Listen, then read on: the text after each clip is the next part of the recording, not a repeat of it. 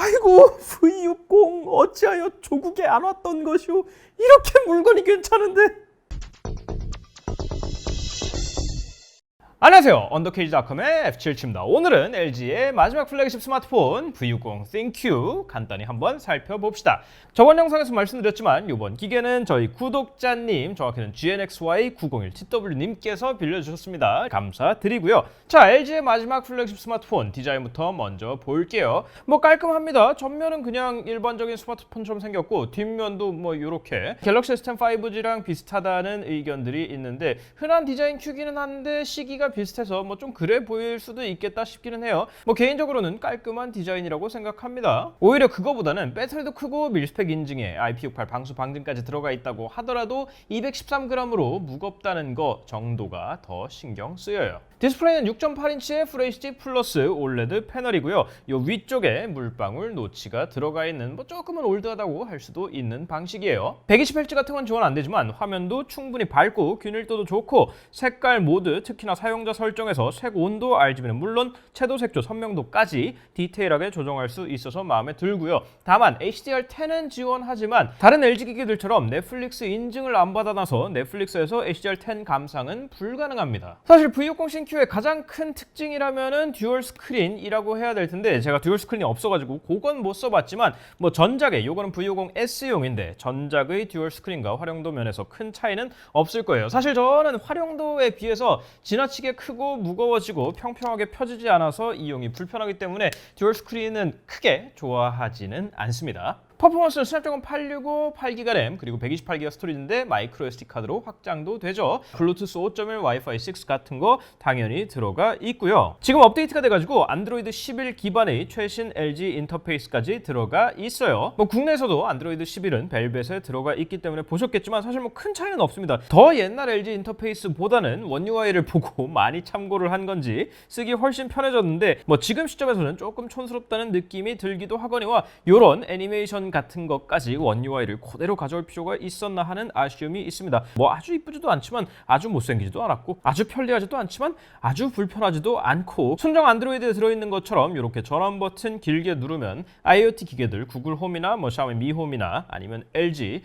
ThinQ 기기들 제어할 수 있는 기능 소소하게 들어가 있고 별매 액티브 펜 지원을 하죠. 그래서 기기에 수납은 안 되지만 기본 탑재되어 있는 내보를 통해서 메모를 하고 내보내고 등등을 사용할 수 있습니다. 근데 이건 V60 자체와는 관련이 없는 건데 이게 미국 T모바일 판이거든요. 보통 옆으로 넘기면 구글이 나오잖아요. 얘는 T모바일 홈페이지까지 여기다가 쑤셔 넣었어요. 제가 굉장히 다양한 통신사 브랜딩이라면 브랜딩이고 나쁘게 말하면 갑질인데 통신사 갑질 중에 이런 거는 제가 처음 봅니다. 뭐 어쨌든 성능 자체는 동시대의 다른 기계들과 마찬가지로 빠릿빠릿하고요. UFS 3.1 들어가 있기 때문에 스토리지도 굉장히 빠릅니다. 자, 뒤쪽 카메라 구조가 플래그십치고 좀 특이한데 f1.8에 64메가픽셀 광각 듀얼 픽셀 위성차 AF랑 OS 지원하고 f1.9에 13메가픽셀 초광각 그리고 f1.3에 0.3메가픽셀 3D TOF 센서가 들어가 있는데 한 가지가 빠졌죠. 망원 렌즈가 빠져 있는데 LG는 이걸 2배를 하면은 16메가픽셀의 픽셀 비닝을 풀어서 중간을 크롭해서 쓰는데 그러니까 갤럭시 S21 플러스가 줌 렌즈라고 부르는 게 사실은 그런 방식인데 광학적으로 되는 것보다는 성능이 떨어집니다. 전원 버튼 2번 눌러주면 카메라가 뜨죠. 인터페이스는 별로 특이한 부분은 없어요. 누르면 2배 됐다가 0.5배 됐다가 보통은 버튼으로 빼가지고 0.5, 1, 2 이렇게 해놓는 경우가 많은데 이게 계속 누르는 게 원하는 대로 한 번에 안 되고 한번 순환을 해야 돼가지고 좋아하진 않는데 뭐 쓰기에 치명적인 부분은 또 아닙니다. 중요한 건 사진인데 사진이 좀 애매해요. 윙이나 벨벳 같은 경우도 마찬가지인데 요거는 조금 더 심합니다. 왠지 모르겠어요. 화이트 밸런스를 비롯해서 색깔을 잘 못 잡습니다. 실내에서는 조금 덜하기는 한데 야외에서 찍으면 보통 야외에서 잘 잡고 실내에서 잘 못 잡거든요. 근데 이 친구는 야외에서 찍으면은 이상한 틴트가 돌아요. 약간 녹색 틴트가 좀 거슬리게 돕니다. 그러면서 이쪽에 AI 엔진이 들어가 있죠. 이렇게 누르면 자동으로 씬을 인식해가지고 그에 맞는 색을 입혀주는 게 대표적으로 샤오미 게 굉장히 이게 오바가 심하거든요. 근데 그거는 자연스럽지는 않네 정도로 끝나는데 이건 채도를 너무 높여가지고 지금 보시면 껐을 때랑 비교해서 색이 아예 날아갈 정도로 진하게 넣었죠. 요거는 튜닝이 좀 모자란 모습입니다. 초광각도 똑같아요. 13메가픽셀로 해상도가 충분히 높은 부분은 마음에 드는데 딱 거기 정도까지인 것 같아요. 같아요. 그래도 광각보다는 오히려 요게 색을 더 잘 잡을 때가 있습니다. 왠지는 모르겠는데 야간 성능은 뭐 그럭저럭 평균 수준입니다. 여기 나이트뷰 들어가면은 광각과 초광각 그리고 두 배는 사실 똑같은 거니까 광각과 초광각 모두 지원하는 점은 마음에 들고요. 여기 1초라고 뜨는데 이게 바뀌지는 않습니다. 설정에서 이걸 더 길게 가져갈 수 있는 모델들도 있는데 이건 그렇지 않고 그냥 표시만 되는 거예요. 근데 야간 모드까지는 그럭저럭 괜찮은데 인물 모드는 생각보다 실망이에요. 뒤에 3D TOF 센서가 있어가지고 이걸 좀 더 잘 딸 줄 알았는데 형편없더라고요. 요 인물 모드는 기대를 안 하시는 게 좋겠습니다. 아픈 소프트웨어로 처리하는데 셀카 자체는 괜찮은데 인물 모드는 또 별로입니다. LG가 이런 식으로 배경, 흐림, 컬러 포커스, 패닝, 줌 요런 다양한 조명 효과를 굉장히 강조했었는데 기대했던 것보다 꽤 떨어지더라고요. 그 외에 여기 더보기 들어가면 전문가 동영상 들어가가지고 초점, 노출, ISO, 셔터 속도, 화이트 밸런스 조절하면서 이쪽에 오디오 바까지 뜨는 디테일한 촬영할 수 있고 동영상 얘기 나와서 말인데 8K까지 촬영이 됩니다. 그 외에 LG가 자랑한 이 타임랩스 기능 자동 설정으로 타임랩스 속도를 빠르게 느리게 자연스럽게 설정해 주는 기능이 있고 여기 동영상 가서 마이크 버튼 누르면 기본 ASMR 리코딩 제가 작은 목소리로 얘기해도 들리는 이런 기능들 그리고 보이스 아웃포커스 주변 소음은 제거하고 내 목소리만 들려주는 기능까지 들어가 있어요. 참고로 얘는 마이크가 4개 들어가 있습니다. 다음으로는 음향인데 아마 마지막까지 LG폰을 포기하지 못한 분들이 대부분 이 음향 때문이었을 거예요. 아래쪽에 3.5mm 이어폰 잭 있고요. 32비트 신형 쿼드 DAC 들어가 있고요. 이쪽 들어가서 보면은 커스텀까지 지원하는 이퀄라이저, 사운드 프리셋, 디지털 필터, 좌우 밸런스까지 여기 인공지능 사운드도 있는데 요거는 취향에 따라 다르겠지만 저는 대부분 경우에 안 키는 게 나았습니다. 특히 스피커에서 그런데 이 얘기를 왜 하냐면 듀얼 스테레오 스피커가 들어가 있는데 스피커가 제법 괜찮습니다. 사실 V50S만 해도 제가 V50보다 훨씬 나아졌다 그랬는데 일단 붐박스 그놈의 붐박스를 없애가지고 제가 칭찬을 굉장히 많이 했었는데 V50S보다도 훨씬 나아졌습니다. 음량 크고요. 상하 균형 좋고요. 저음이 조금 부족하고 약간 막힌 듯한 소리가 나긴 하는데 아마 그건 저음 부족 때문에 그런 것 같아요. 뭐 그 점을 제외하면 스피커 자체는 상당히 훌륭하더라고요.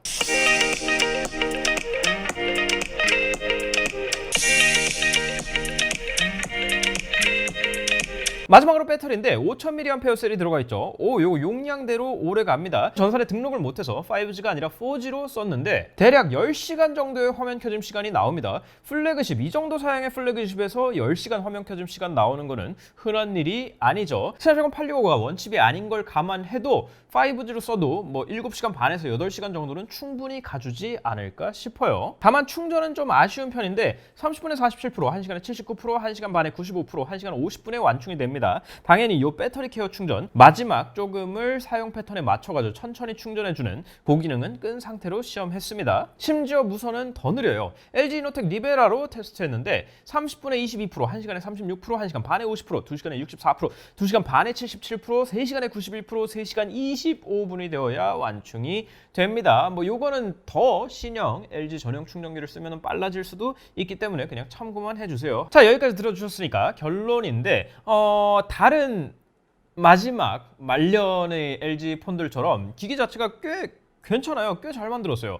사실 V50S, 윙, 벨벳 모두 다 기기 자체는 괜찮았습니다. 좀 마케팅 포인트라든지 가격이라든지 여하튼 기기 외적인 부분들에서 이상한 부분들이 있었던 거지 기계 자체는 큰 문제가 없었어요.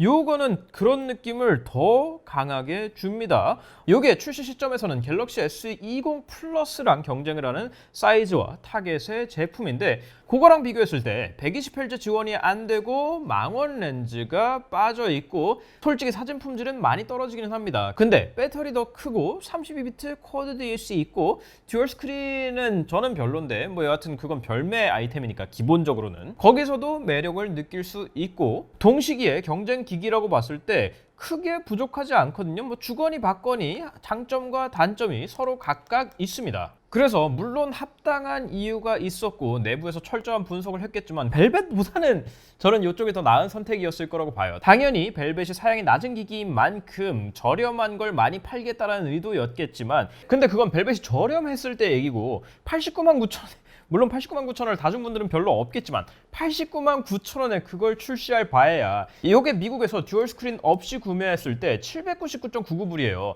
그러니까 부가세 포함해도 99만 원에 국내에 나올 수 있었다는 거예요. S20 플러스는 황당하기 짝이 없는 135만 원에 나왔던 기계예요. 그래서 몇몇 부분이 부족하더라도 뭐 더 나은 부분도 있고, 그리고 35만 원이 더 저렴하면은 LG페이를 비롯해서 국내에 될 거 다 되는데 승산이 있지 않았을까 싶거든요. 뭐 어차피 스마트폰 사업을 접은 상황이니까 지금 와서 얘기하는 게 큰 의미는 없는데, 막상 써보니까 기계가 꽤 괜찮아서 V60의 국내 미출시는 좀 아쉽게 느껴지네요. 뭐 그렇습니다. 생각보다 잘 만든 LG의 마지막 플래그십 V60 ThinQ였고요. 뭐 국내에 가져오면은 VOLT도 안 되고 LG페이도 안 되니까 혹시라도 직구를 해서 가져오실 분은 많지 않겠지만 지금 가격이 많이 떨어졌어요. 한 400불 밑으로도 매물 많이 보이더라고요. 뭐 그 정도에서 구매하셔서 쓰겠다고 하면 뭐 제가 크게 말리진 않겠습니다. 기계 괜찮네요. 여기까지 LG V60 ThinQ였고요. 혹시 궁금한 점 있으시면 댓글 남겨주시고 기기 빌려주신 구독자분 다시 한번 감사 말씀드립니다.